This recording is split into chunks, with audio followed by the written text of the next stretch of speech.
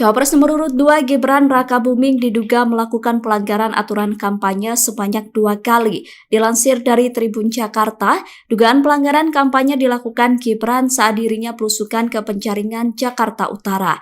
Ketika itu Gibran membagikan buku dan susu gratis kepada anak-anak di wilayah RW 011 Kelurahan Penjaringan, Jakarta Utara. Hal itu disampaikan oleh Koordinator Divisi Penanganan Pelanggaran Bawaslu DKI Jakarta, Benny Sabdo pada Selasa 5 Desember.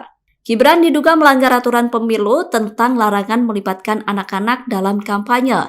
Benny mengatakan Bawaslu Jakarta Utara saat ini masih melakukan kajian terkait aksi tersebut.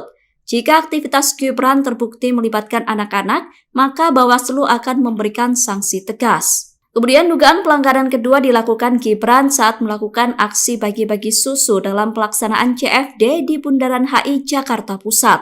Seperti diketahui, Gibran membagikan susu di kawasan CFD pada Minggu 3 Desember kemarin. Sedangkan sesuai dengan aturan gubernur, kegiatan politik tidak boleh dilakukan di kawasan CFD.